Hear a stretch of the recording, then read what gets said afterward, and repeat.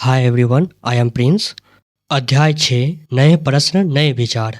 यह अध्याय उस समय के महत्वपूर्ण बौद्धिक और धार्मिक आंदोलनों पर केंद्रित है जब समाज में नए विचार और प्रश्न उठ रहे थे। यह बौद्ध धर्म और जैन धर्म के उदय के बारे में बताता है। इसमें बुद्ध और महावीर के जीवन और उनकी शिक्षाओं का उल्लेख है। इस अध्याय में हमें यह भी बताया जाता है कि उपनिषदों में किस तरह के दार्शनिक विचार थे और उस समय समाज में किस तरह के परिवर्तन हो रहे थे जिसने इन नए विचारों को जन्म दिया। चलिए एक एक करके सभी पॉइंट को जानते हैं। पहला पॉइंट है बुद्ध की कहानी।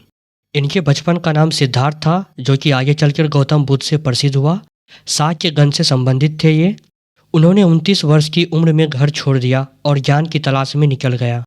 कई वर्षों के तप के बाद उन्हें बोध गया में एक पीपल के पेड़ के नीचे ज्ञान प्राप्त हुआ।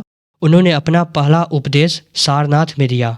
उन्होंने दुख का कारण इच्छा को बताया है और इसे समाप्त करने के लिए मध्य मार्ग का पालन करने का उपदेश दिया है। उनकी शिक्षाएं 4 आर्य सत्य और अष्टांगिक मार्ग पर आधारित थी। उन्होंने अपनी शिक्षाएं प्राकृत भाषा में दी ताकि आम लोग उन्हें समझ सके। दूसरा पॉइंट है जैन धर्म की कहानी। वर्धमान महावीर वज्जी संघ के लिच्छवी कुल के एक राजकुमार थे। उन्होंने 30 वर्ष की उम्र में घर छोड़ दिया और 12 वर्षों तक कठिन तपस्या की। उनकी शिक्षाओं के अनुसार सत्य जानने की इच्छुक लोगों को घर छोड़ना पड़ता है।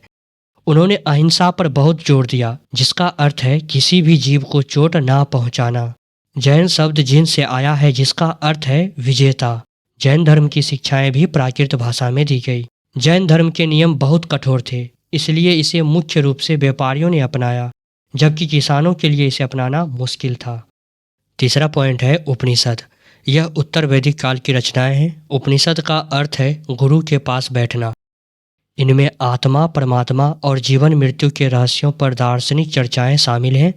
इनमें से अधिकांश चर्चाएं पुरुषों द्वारा की गई थी, लेकिन गार्गी जैसी कुछ महिला विचारकों का भी उल्लेख मिलता है। सत्यकाम जाबाल जैसे गरीब लोगों के विचारों को भी इसमें शामिल किया गया है। चौथा पॉइंट है संघ और विहार। संघ यह बौद्ध धर्म के अनुयायियों के लिए बनाया गया एक संगठन था, जहां वे एक साथ रहते थे और ध्यान करते थे। विनय पिटक नामक एक पुस्तक में संघ के नियम लिखे गए थे।